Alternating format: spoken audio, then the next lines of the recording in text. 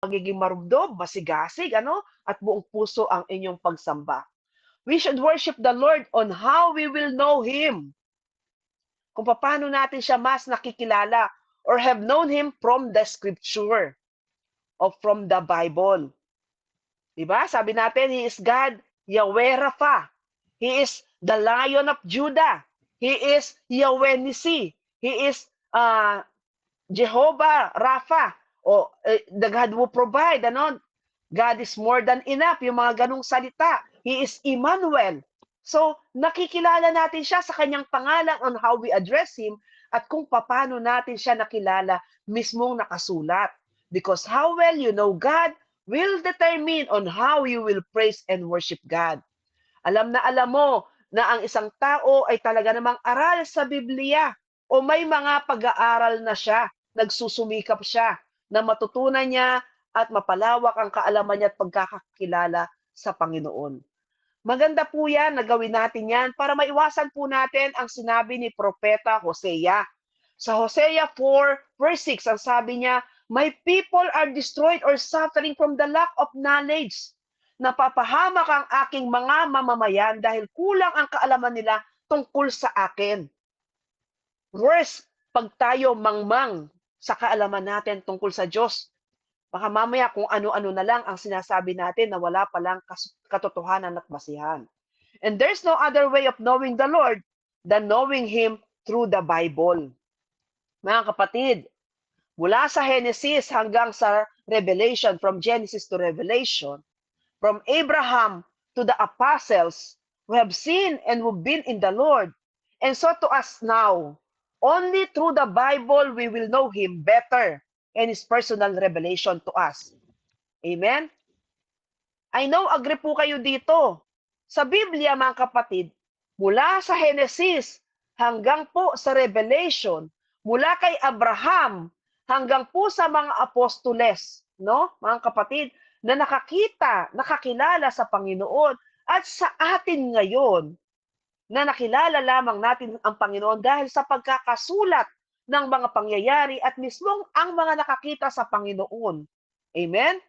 Dito tayo nagkakaroon ng personal revelation sa atin ang Panginoon. Dito siya nagpapahayag sa atin at lubos na nagpapakilala. And it's imposible po sa atin na masamba natin siya ng tama at sapat at masamba natin kung hindi natin siya tunay na kilala o kulang ang ating kaalaman sa Kanya. Tulad ng sabi ni Saint Jerome, ang ating first Bible scholar, ang sabi niya, ignorance of the scriptures is ignorance of Christ.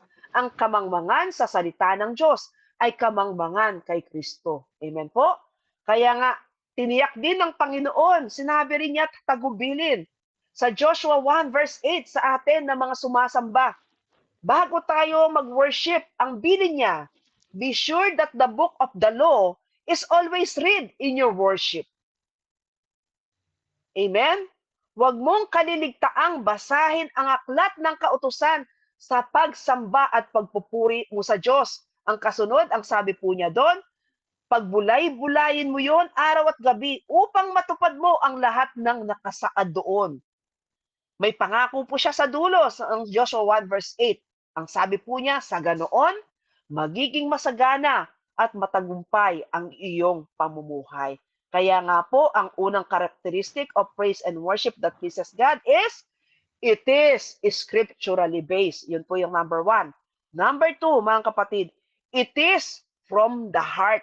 Napakahalaga, no?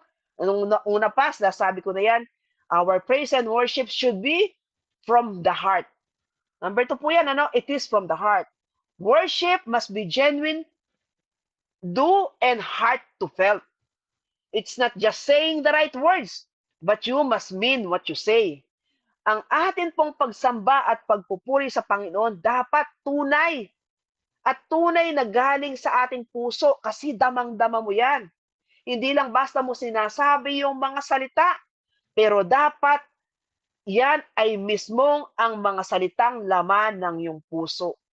Kasi sabi niya po ng ating Panginoon kay Propeta Isaiah na tila nagreklamo siya, sa Isaiah 29 verse 13, the Lord said, "These people claim to worship me, but their words are meaningless because their hearts are somewhere else.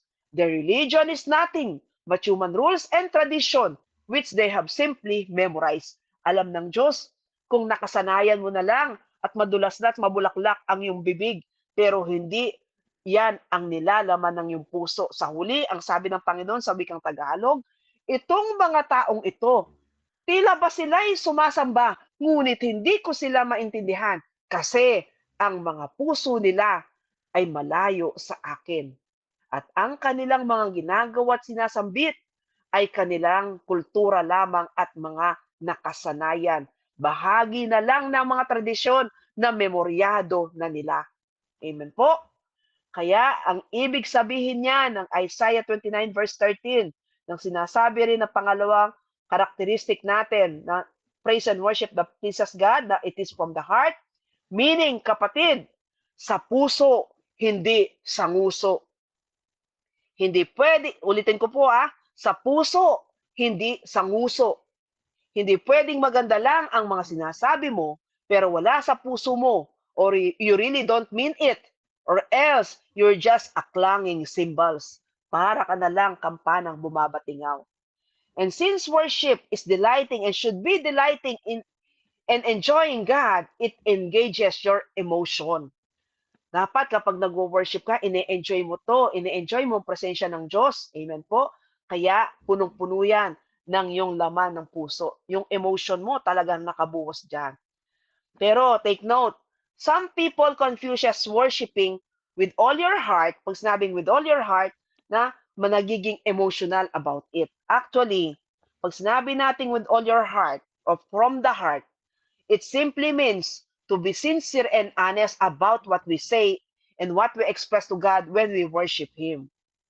God gave us our emotion so we could worship Him with deep feeling, yung malalim nating nararamdaman.